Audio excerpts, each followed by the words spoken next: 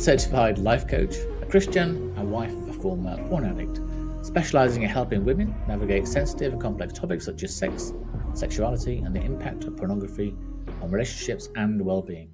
So today, as part of our special series on sexuality and the influence of porn on society, I'm thrilled to be joined by Jolene Winn. Just as a heads up, today's episode will explore themes of an adult nature. We'll treat everything with respect, curiosity, and without judgment, but there may be words and topics that could make you feel uncomfortable listening in the car with young kids in the back seat. Jolene is the host of the Porn Addict's Wife podcast, which is well into 200 episodes now, and the creator of an online coaching program dedicated to help women conquer victim mentality and develop confidence in themselves despite their circumstances. She and her husband are happily married, and they homeschool. It's very brave. Their 5 kids together full time. As you can see, she has literally a rock and roll haircut, bohemian style, and a typical suburban life. That is her dream come true. Jolene is known for her compassionate approach and her ability to create a safe space for open conversations about topics often considered taboo. Johnny's work is rooted in fostering self-awareness, personal growth, and emotional resilience. There's a huge amount I want to ask, but I'm just going to dive straight into it if that's okay. So I want to take you back a little bit to your earlier life. So what helped create the person joining us here today? What were your early influences? I would definitely say that a huge influence was my growing up in a religious household, being Christian. I grew up being taught that pornography is wrong, but that sex is a beautiful thing, that should be in a marriage, and that's a wonderful aspect of it. So that kind of shaped, my moral foundation. My parents were very active in our church and in my own learning of God and of religion, and creating kind of a value and moral foundation for my life. And I think that was probably the biggest, was just that idea of knowing, I have a very strong idea and concept of right and wrong and where those lines are for myself. And so it's been something that has kind of led me through my life. Also, the other thing is watching, learning about, God, and having that understanding, learning more about him and how he loves people has helped me have a lot of compassion. Like doing what I do and working with the wives of men who struggle with pornography, my own husband struggling with pornography. It isn't something that I come at with a judgmental attitude toward those who struggle. It's something that I see very compassionately. I myself, I was exposed to pornography in middle school. I think someone was passing it around in school. I saw it. So I understood when my husband first came and told me, intellectually, I understood the draw. I understood why it was something you might want to go back to. I understood the pull of it. I understood what was going on. Intellectually, I got that. And so that enabled me to have a lot of compassion for him and help us create a space where we could move forward. Do you think your values and beliefs have changed or developed over life, or the core values you started off with, that's a bedrock? It's a great question. I think my core values are the same. I think the thing that has changed, this is something I was talking to my husband about just a little bit ago, is I have, over the years, because of what we've gone through, I have become more sensitive to pornography in our sphere, in our world. And I think that's very natural based on what I do and the experiences that we've gone through, right? If you have experienced the death of a child, then you're much more sensitive to it, hearing stories about it, etc. And so I think that what has gradually happened over my life. I knew what pornography was. I had been exposed to it, but it wasn't something that I was super sensitive to in, music videos or movies. It didn't bother me, I guess. It was so normal, the hypersexualization that often happens in movies and things like that I didn't really think twice about it. But the more that I have studied pornography, the more that I have learned about it, taught about it, and come to a very solid understanding of what it is and why it's so prevalent in our culture, why we're having such a problem with it, the more sensitive I have become to it as an adult and recognized, okay, I want to stay far from that. And so we've just set up different rules in our household that I didn't have growing up. Even though it wasn't in my house growing up, my line, I guess I would say, has gotten more clear to keep it further away, if that makes sense. Yeah, no, it does. And we sort of talked briefly before we started, and I was saying this the sort of pornography that I had sight of when I was at school, when I was a Right. teenager, was a magazine. It was a static image Yes. or a picture from a magazine somebody tore and showed around the playground. Whereas we know it's very different now. And I just wondered how would you define pornography? Well, Because you have there's a naked picture of a woman, or picture of a naked woman or a naked man at one yes. end of the extreme, through to virtual realities, simulated films, etc. So how do you define it? 100%. So the definition of pornography, we can actually just look it up. I know what it is. I have it memorized.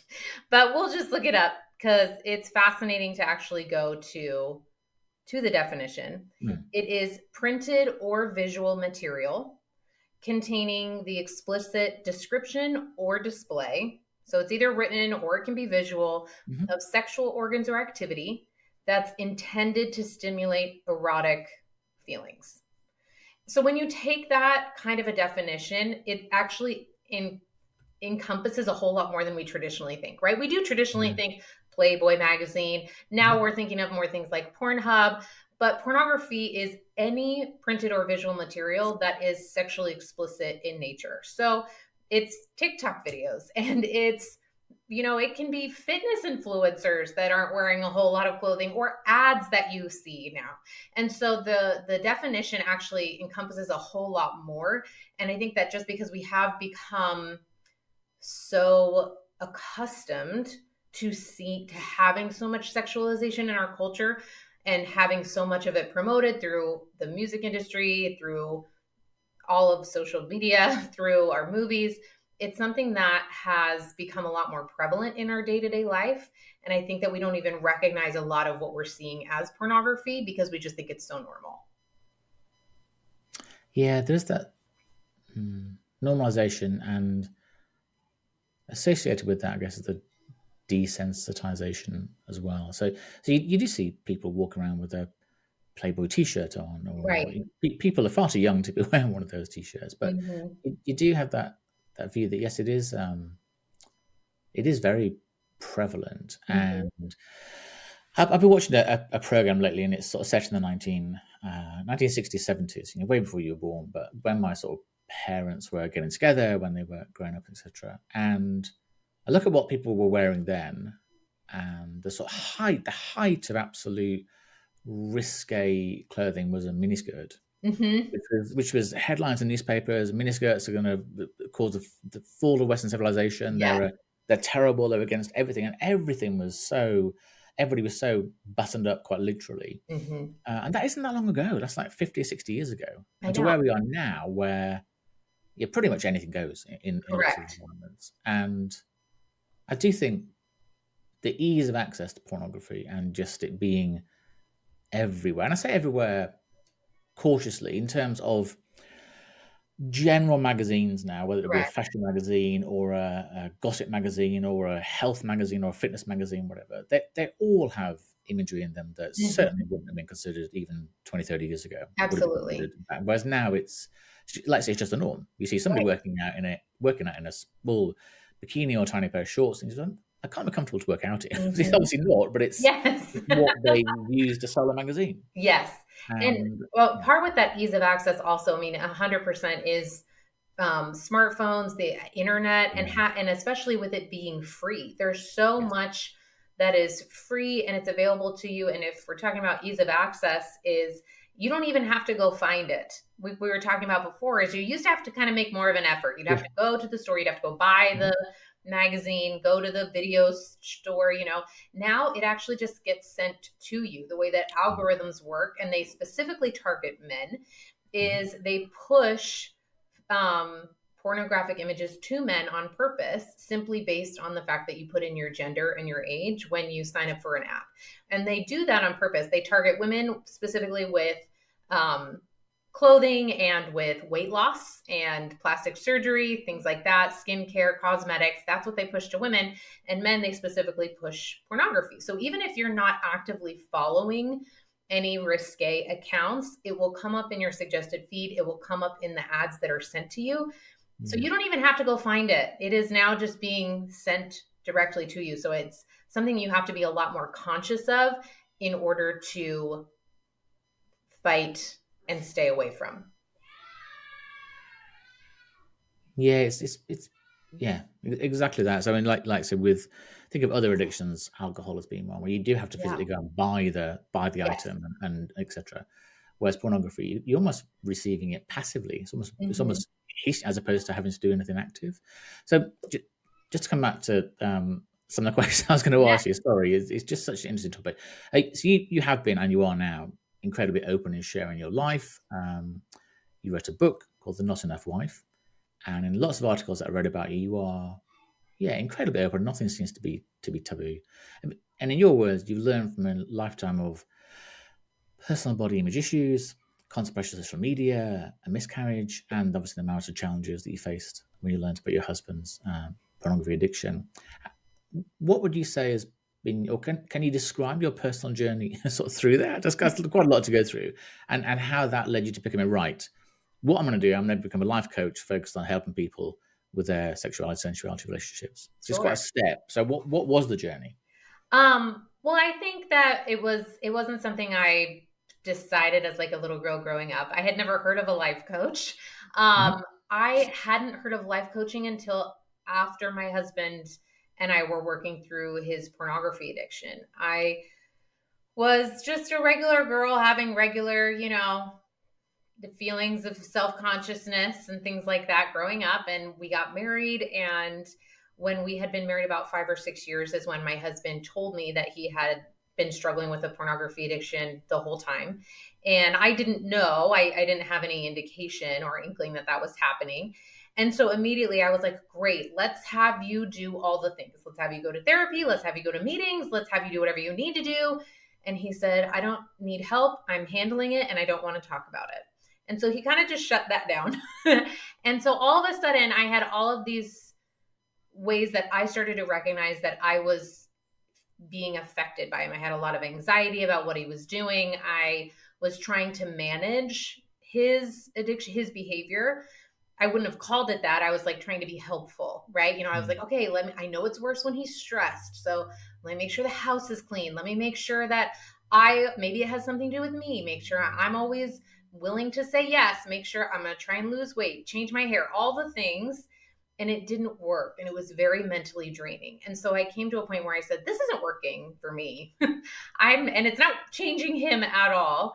So there has to be something else. And that is when I got introduced to a life coach podcast and started learning about mind management. And blessedly, it's something that I do naturally very well, is like process emotions and not carry emotional baggage. But then I learned how to do mind management and processing emotions very consciously. And when I learned that, that is when I started recognizing all the progress that I was making. I was just leaps and bounds ahead. And I started going on to try and find support groups for the wives of porn addicts. And I found some Facebook groups, which I don't think are generally the most helpful situations, but the ones that I found were very negative. They were very full of, you should leave him, you're never going to gain trust in your relationship, once an addict, always an addict, things like that, that just didn't resonate with me very well. Mm. And so I decided, okay, I don't like this approach. I know now that I have tools that I can help other women with. And when my husband and I started sharing our story just with like close friends and relatives, I was astounded with how many people were saying, we're in the same boat. And it just hadn't occurred to me that there were that many people that were also struggling with this, which, the statistics, right? It's like over 50% of Christian men are struggling with a pornography problem. And so it's very, very rampant. And so I said, okay, let me go help women that don't have any help. And that's when I became a life coach and I got certified. And 5 years ago, I started working as a life coach and I started my business, and I've been doing this ever since. Wow. It's interesting to me, and it feels like, and maybe people tell me I'm wrong, it feels like the addiction that's probably spoken about the least. And the reason I say that is because if people smoke or they drink, or even if they indulge in narcotics, then you can tend to do that in the company of other people. You can tend Yeah. to you go to a bar, you go to a pub. Yes, you might then come home and drink a bottle of vodka or whatever, but you still will do the thing in the company of other people. I I think pornography seems to be a fairly solitary activity. You and the screen, I think it is anyway. So there is that point where, gosh, if it's not discussed generally in society, the thought of talking to your partner about it, Mhm. unless you were sort of calling for help or whatever, it feels quite a difficult thing to do. And is it the same as most addictions in that even though we might somehow want it to be about us, something we're not doing or are doing, it's the person themselves. It's not the fact Yeah. that you aren't 6'4", Right. black hair, Right. incredibly curvaceous, or whatever. Or it's not to do with that. It's to do with the person themselves. It's not about Mhm. something they're missing. It's just something that somehow has sparked something in their brain, and they keep going back and back for more. 100%. Okay. And I mean, it's a distraction, is what it is. Yeah. It's basically what I always say. It's a symptom of a different problem. It's Yeah. like there's something going on with you emotionally that maybe you aren't even aware of but you're distracting with pornography. Women do this all the time. We all have distractions. We'll get on our Mhm. phones. Women tend to online shop. Some people like to drink. Some people will distract in very positive ways, like they'll overwork or they'll Yeah. over exercise, Yeah. right? Or they control what they eat, you know. Mhm. But some people turn to pornography. That's just the distraction of choice. But because pornography is sexual, it can often lead the sexual partner to believe it has something to do with them, right? It's like, Yeah. oh, okay, since pornography is a sexual outlet, then maybe there's something sexually that I'm not giving them that they need or are looking for. And unfortunately, I think that's the biggest lie that the porn industry has been so good at spreading, is that pornography is about sex when it's not.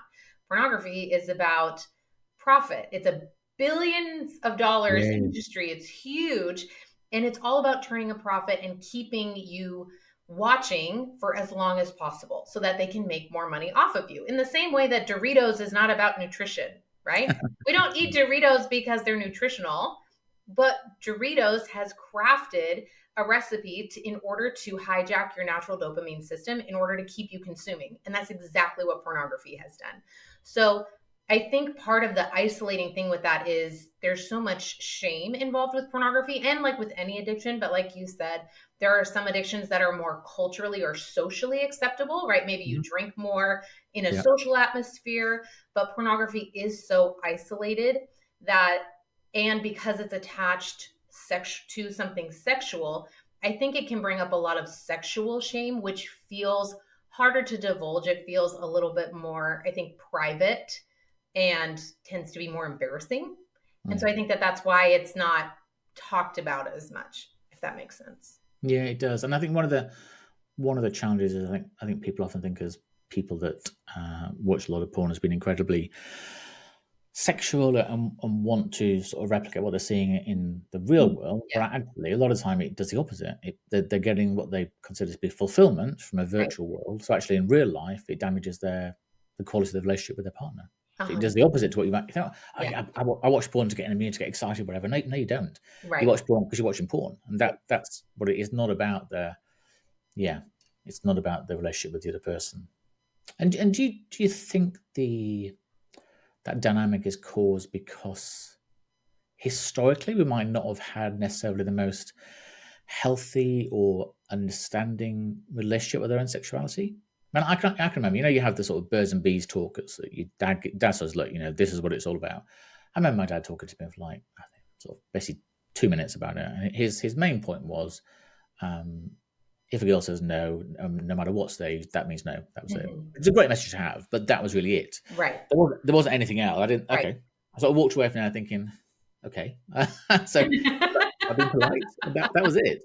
But we've not typically had that very open dialogue. At school, we have very factual information about contraceptive. We have about Mhm. STDs and things, but we don't actually talk about sensuality and sexuality. Do you think that's part of the gap that pornography suddenly tries to fill? Is like, hey, this is what sex is all about. I And do oh, think that that has been for many people. I don't know if I think that that could be for sure for a lot of it, especially because the expression of sexuality has become so it's kind of gone from one extreme to the other, right? If you think yeah, of like even like we were saying like 50, 60, 70 years ago was very private and now it's gone to almost the exact opposite. And I have had so many conversations with so many people who their parents never talked to them about it or they had a 2-minute conversation and it was I think and I don't think everyone was like that, but I do think in general, yes, we can do a lot better about educating in a way that isn't shameful. Where I think my parents did a great job of that is sex is a beautiful thing. Your mm, sexual body and sensuality is a wonderful thing, but it also is not the most important thing. And I think our society has taken that piece and made it the most important thing. I think, especially for women, they teach that's very easy as a woman to take in that what you look like and how men view you is how worthy you are as a woman. Does that make sense? It's like how attractive yeah, you are, how thin you are, how fit you are, how sensual you are is what makes you a woman. And I think that's the thing that has been probably the worst mm, as far as sexuality and sensuality is one teaching women that that's where their worth is in their sexuality, and then with men teaching that they can just consume sexuality almost without any consequence, if that makes sense.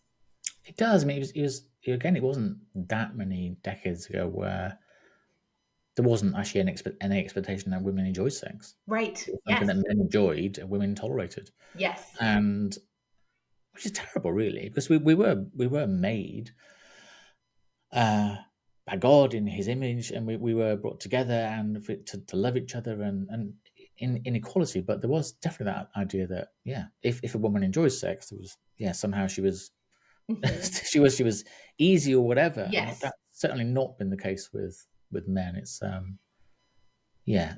very sad that that's how it is. But hopefully, go forward, people understand that's not the case, and it is about a relationship Yeah. and intimacy, which I think is a word that isn't used that much. And I just wonder, what would you say is the difference or the connection between intimacy and sexuality? It's a great question. Um, Intimacy is all about closeness and Hmm. connection. It is possible to have sex and not to have intimacy while you're having sex, Yeah. and whether that's with your spouse or with somebody else. And the one of the biggest disconnects that I think that creates a lack of intimacy is a lack of vulnerability. And Hmm. that's one of the things about pornography is pornography requires no vulnerability, right? Vulnerability is the susceptibility to harm, right? So when I am open and vulnerable, then I am literally taking down my walls and my defenses. So yes, I can get hurt, but that's also what leaves me open to the possibility of connection. When people are consuming pornography, there is no vulnerability whatsoever. There is no fear of rejection because rejection Yeah. is not an option. So it's easy, and there you're always going to have somebody that says yes, and so there's no vulnerability required. And so pornography subconsciously teaches that you can have a sexual interaction without the vulnerability that will create an intimate relationship. And Mm. that's when it becomes just much more transactional Hmm. rather than something that is more transformational in a Mm. marriage, right? Something that can actually be a part of a relationship that you don't have with anyone else. But it requires being vulnerable, it requires opening up emotionally while you're also opening up physically. Yeah, I understand the difference. Yes, I guess pornography is a little bit like going to a to a prostitute, it's a sure thing. Sure. As Yes. long as you've got the money, the means to access it, then Hmm. you're not going to get turned away. You're not going to get judged or whatever. Right. Yeah. One of the reasons I wanted to talk to you was I've got a 14-year-old son, and you've got children, and we sort of talked a little bit before we started about how do we understand, communicate, mitigate the impact that access to porn has on young people. Because again, we were saying that you saw porn in middle school, it was handed around, so therefore I'm assuming it's something printed, and the same in my school. Whereas I think boys in particular access porn at 10 or 11 or are shown it, and they don't have to go anywhere. They literally can Right. just pick up the phone wherever and access whatever. Hmm. And how two things, I guess. How do we as parents, carers, guides help in that journey? Hmm. And then secondly, what impact do we think it might have on people accessing something like that when they're too early to understand what a relationship's all about? Yes, these are great questions. Okay, so first, like, how do we mitigate that? Number Mm. one, I think that we need to start going offensively Mhm. against pornography. I think that, when I was growing up and when you were growing up, it was still like, okay, just don't look at it. Yeah. It's just avoid it. And you could avoid it for the most part. And now that is just not the case. And so we've just been playing kind of a defensive strategy against pornography. And I think it's time to shift that. I think we have to start being more offensive. And I think Mhm. the first thing that comes with that is starting to recognize where we see it and where it's already in our lives. Like we were talking about earlier, the definition of pornography, and actually taking that in and saying, okay, where am I already seeing it? Because we're all already seeing it.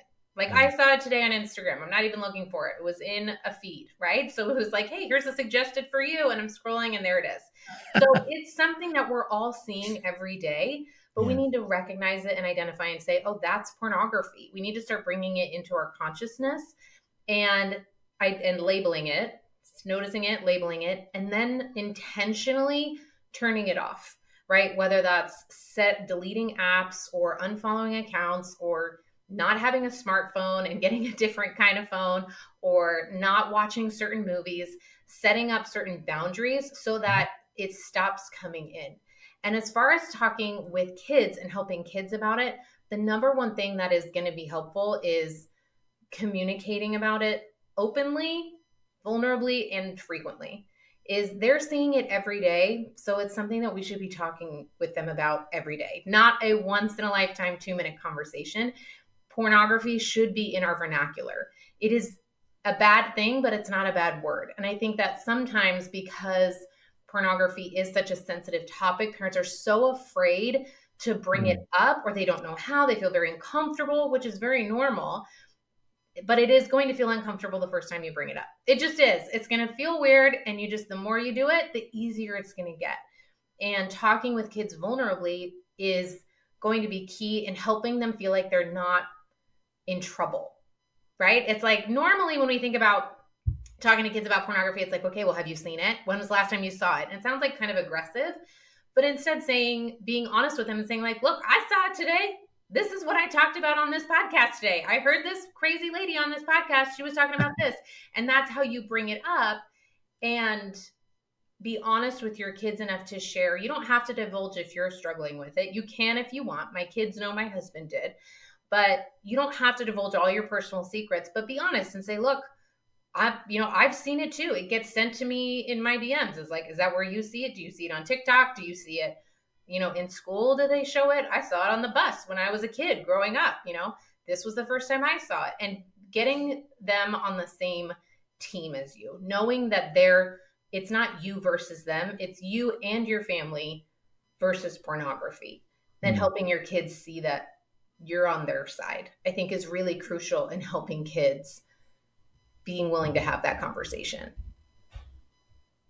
Yeah, no, I talked to my children about doing this sort of series and things, and they both thought it was really good, and it did let us sort of yeah talk about it in terms of access and what it means and what's normal, what's not normal, Right. what people expect. So is I don't know, again, whether it's like other addictions where typically if you go to Alcoholics Anonymous, it's about stopping drinking, it's about stopping Mhm. smoking, stopping taking drugs, stopping online gambling, etc. So is pornography the same? Is it possible for a former addict to have a healthy relationship? Is it they can watch pornography once a week or twice a week, or it stops? I think that just depends on people personally, right? It's like there are many people who drink and they aren't alcoholics. Yeah, But there are alcoholics who have decided to no longer drink because that yeah. is not something that is healthy for them, they have found. So Hmm. I personally don't think pornography is okay, but I know that there are many people who do. And so maybe they watch it regularly and they don't think that's a problem. Mm. That's entirely up to them. Whereas, so for my husband, that was something he believed was morally wrong. You know, he grew up with the same beliefs I did. And he, in order to overcome that, yes, it was all about, okay, at first I need to try and go 30 days without it and get these certain milestones. And when he was able to do that, then he was able to kind of do the emotional work of figuring out, why am I even going to this in the first place? What am I trying to distract myself from emotionally? And once he was able to do that, then it was totally gone. It's not even uh, an urge for him anymore. He's not, there's no pull. He says he has no pull to go watch it anymore. And so you can get to a place where you don't want it anymore. As far as people who, you know, maybe they're watching it habitually or addictively, keeping it occasionally, I would suggest people that have an addiction to any type of substance or Yeah. behavior that maybe keeping it occasionally isn't awesome. Maybe that's not a solution, Hmm. but I don't know. I'm not them. No, I think you're right. So I used to smoke quite a lot when I was early 20s, and had to sort of stop completely. So I know if I had one cigarette, two cigarettes, that the packet would be gone. So I couldn't not, I couldn't sort of have one occasionally, whatever. And I used to watch pornography, not regularly, but it was there. I would watch it, whatever. Sure. But probably maybe 2 years ago on New Year's Eve, I just sort of said, right, New Year's resolution, I'm not going to watch it for a month, Yeah. and haven't watched it since. And I haven't missed it. I know it exists, and we talk about it now. And I think, well, it's not. I didn't feel a big. Oh my goodness, that's such a. I'm really missing out on something now. Right. I'm really, but with, and I stopped drinking about 12 years ago. Not because I was alcoholic. I just prefer the person I was when I wasn't drinking. 100%. So I haven't had a drink for 12 years, and again the same. I don't feel a pull to go back to it because I think, well, gosh, if I did, then I'd probably start drinking more and more, and I just wouldn't be happy with the person I am. So I feel like a better person, not trying to be morally superior for not drinking, not watching pornography. It's not something that I feel is a miss. It's something that's leaving a big hole in my life. Right. Just Well, gives time for other things, really. I think it's brilliant. Like when you have anything that you feel like is not you at your best, Yeah, and then you're willing to give that up.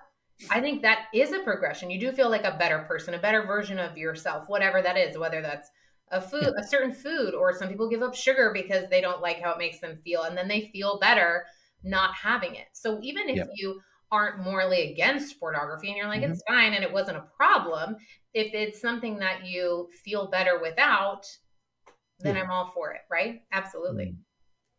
I mean, don't ask me to give up dark chocolate. That's an Well, absolute I no. still eat chocolate too, That's so. absolutely no. So do you find it with some of the people that you talk to, some of the people you support, do you find that some of the, and I'm assuming that's a terrible thing to do, but I'm assuming the majority of people with a porn addiction are men Yes. as Well, and opposed to that's women. who I deal with specifically too. I work with their wives. Yeah, So, yeah. yeah. And do some of the wives, some of the partners, when they hear about it or uncover it, do they think of it as cheating, as being Many do, unfaithful? yes. Hmm. Okay. Yes. And that's something that I work a lot with. I have many clients whose husbands, it started in pornography and then progressed into in-person affairs. And I have Okay. many that Yeah. it's just pornography. Hmm. And I don't mean just as in that's not No, as no, I understand what you whatever, mean. but they're different circumstances.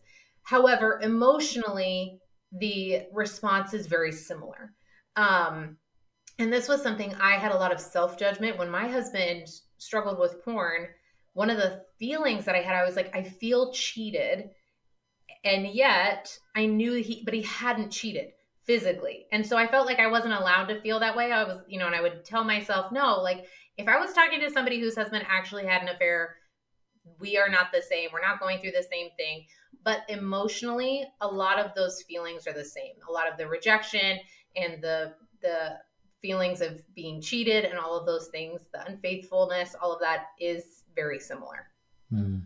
Yeah.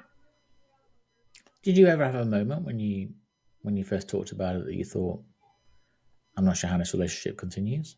Or did you No, always think, okay. I not while he was not with pornography. No, there was no moment where that ever crossed my mind. Oh, hello. Hi. I'm not sure what happened then. Divine intervention just put you all away. Do you think that having a belief in a higher power, believing in God, being a Christian, other people follow other religions, obviously, but do you think that helps in having sympathy, empathy, compassion for our partners if they're going through something like this? I think it helped me Hmm. um, because it enables me to see him as God sees him. Normally, we just experience our life through our own lens, and we're so used to our own lens that we forget we're wearing it.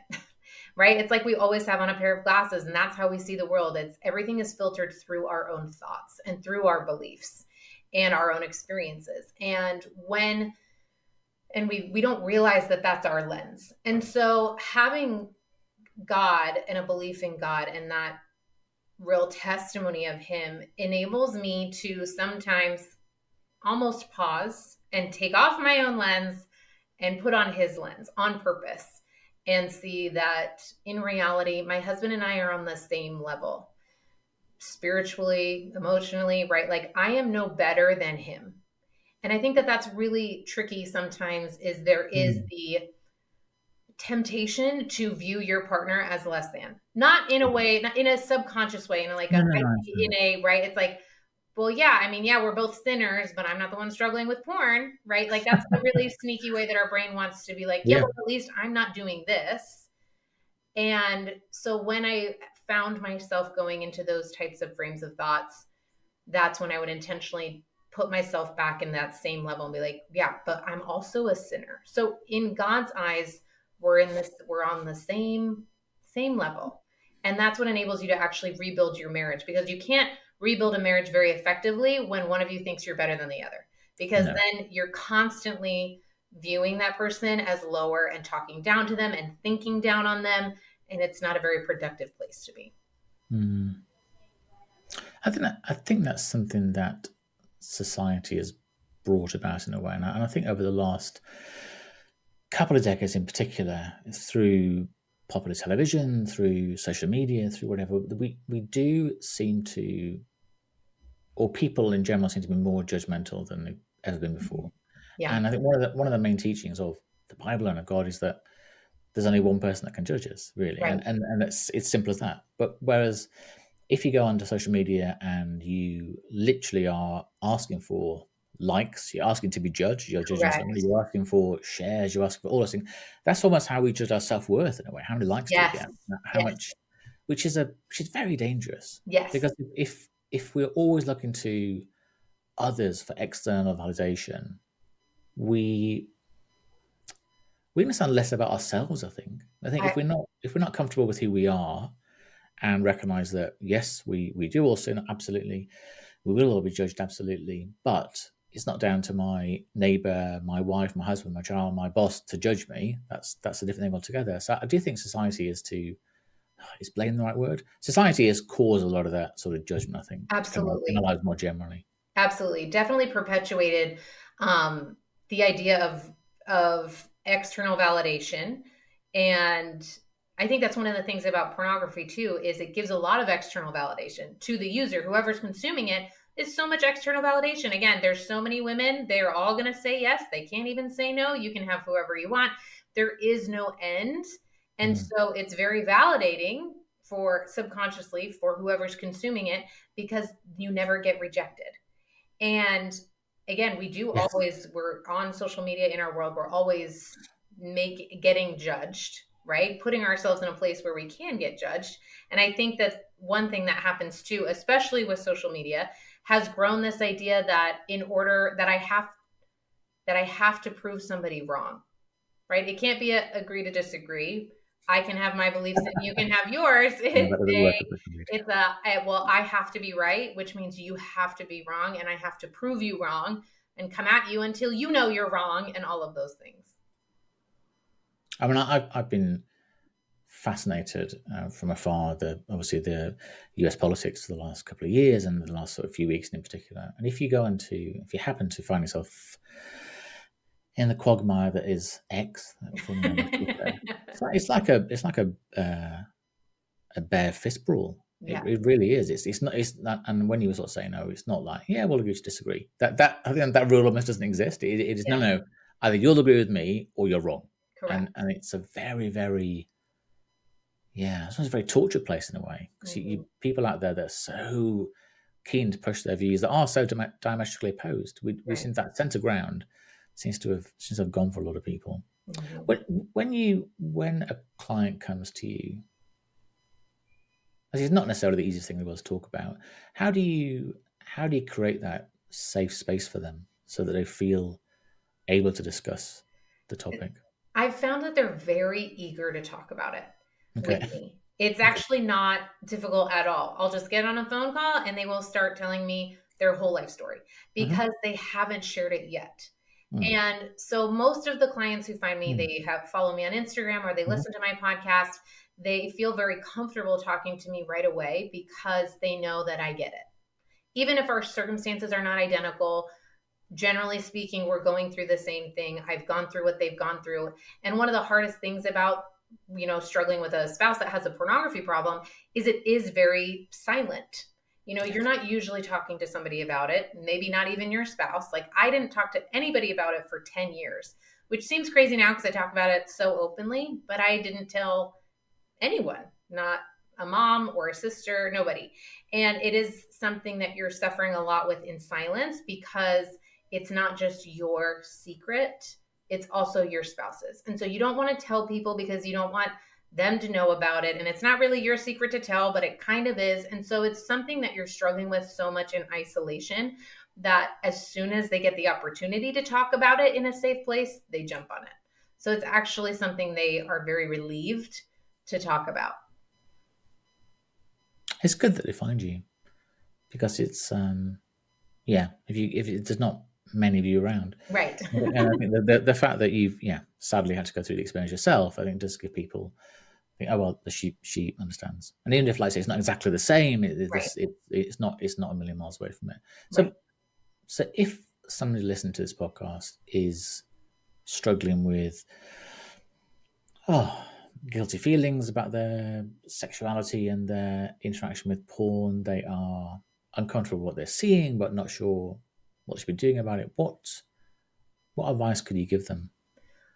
I would help them recognize that their sexuality is not the problem. Mm-hmm. Their sexuality is a beautiful thing. That is a system that God has designed and created, and it's amazing. And if you are having sexual responses to pornography, congratulations. That means your body is working exactly how it's designed to work. And again, pornography has just kind of hijacked it. So, in the same way, again, like we were talking about Doritos hijacks your body's dopamine response system, and Yeah. then you crave more of it. Pornography is doing the same thing. So, your sexuality is not a problem.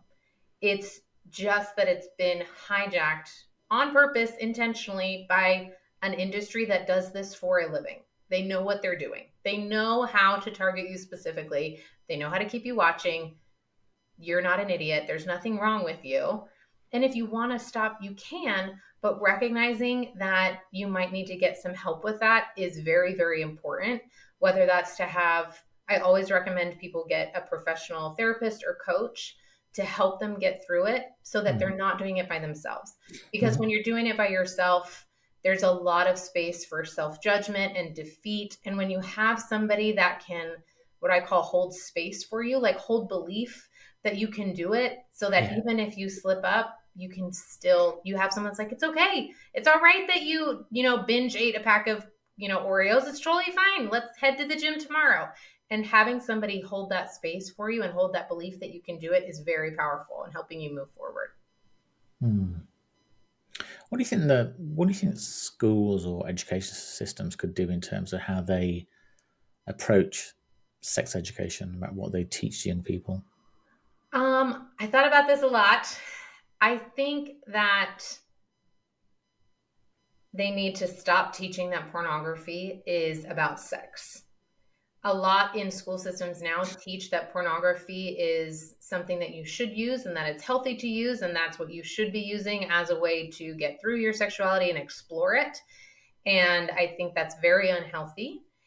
And I think that parents need to start taking the lead, and rather than relying on schools. Schools are never going to be able to teach sexuality to children in a way that enables every child to ask every question they have and get the answers that they need. And especially because every kid that comes is going to come from a different background of different beliefs. You might have some parents that watch it together and it's on in their house all the time. And then you have some parents like mine where it's like, we believe porn's not okay and we don't have it in the house and we don't think you should watch it. And so relying on a school system in order to be able to teach that to every kid, I think is a little naive. I think we've relied on it for a really long time. I think they should teach reproduction. They can teach health. They can teach all those things. But I think parents need to stop relying on the schools to teach it as much and take more of that responsibility back in the home. Yeah, I think sort of outsourcing that role is it's nice and easy. Oh, great, don't have to worry about that. But then you never sure what somebody's asking really. And just connected with that, but moving away from the topic of porn just for the last few minutes. How did you come to the decision to homeschool your 5 children? And have you ever regretted that decision? Never regretted it. I was homeschooled for until I went into middle school. My mom homeschooled me because of a busing situation, and I loved it. I never thought I would homeschool, but then I started having kids, and I selfishly love having them home. I don't love that they're gone from 7 to 4. It's like I only get them for 3 hours at night if they're not doing activities before they have to go to bed. And I just didn't love that. I like having them home. And so my oldest went for first grade and part of second, and then COVID hit. And everywhere we lived, everyone was virtual for over 2 years. And I was like, I am not sending my kindergartner to a virtual kindergarten. This is not something we're doing. So ever since then, we have just been homeschooled, and it has been so wonderful, and I love it immensely, and I've never looked back. That's wonderful. But on a personal note, what brings you joy? What makes you happy? My babies. My kids bring me joy. My family, my husband, God, and Dr. Pepper, and just being with my people. I love having my own people, wherever that is, whether that's my family or my friends or my clients. Finding my people and adopting them is one of my favorite things. It really brings me joy to do that. And but a lot of your work is quite intense. It's giving quite a lot of yourself. You invest obviously a huge amount in supporting other people and your family. But how do you protect your own mental and physical well-being? How do you make sure you're the best version of yourself to stand up for other people? I go to the gym every morning, and it's the first thing I do. And when I need to, I take naps. And that's how I protect my space. I think I'm very, very good at compartmentalizing. When I get on a coaching call with clients, it actually gives me energy. It's something that I really enjoy. So after I'm done coaching, I come out, I am more energized than when I went in. And so I'm very blessed that that is how I feel. And I don't carry the weight. I don't actually feel like what I do is very heavy. I feel like it's actually very uplifting, because while we may talk about something serious, Yeah. It's not something that we have to make heavier. In fact, my job is to help them make it lighter, to help them heal from it, to let go of the heaviness and say, okay, this horrible thing has happened. Now, what are we going to do? And so it's actually a very positive and empowering kind of energy. It's not draining at all. And so I actually love that I get to do that because it's very uplifting. And what do you think the future holds? What's next for you? Well, what's next is I just started a brand new kind of branch of my business, which is called Porn Free World. And I am creating a course for couples on how to have a porn free marriage. And I'm going to create courses on how to have a porn free family so that you can teach your kids, kind of like you were like, how do I talk to my 14-year-old about this? That's what I'm going to be talking about. How do you talk to kids, helping create educational material for pastors or church leaders who are dealing with this in their congregations, but they don't have any training on understanding pornography and what it is. And so they're trying to help, but it's kind of the blind leading the blind. And so kind of just creating all of the trainings and education so that we can have a porn-free world. You can have a porn-free marriage and a porn-free family. And that's what's next. Perfect. And that's a great place to end. Just thank you. Thank you. Thank you for I having me. learned a huge amount. You're an incredibly passionate and enthusiastic, knowledgeable person, which you obviously already know. But no, it was great. And I'm sure lots of people listening will get a lot from it. And I'll put all the links to your material, which you're very generous in sharing, your podcast, everything, so people can listen to somebody that's been there and has helped hundreds, thousands of people to see that there is a different way to live. Thank you Thank you. so much for having me. I really appreciate it.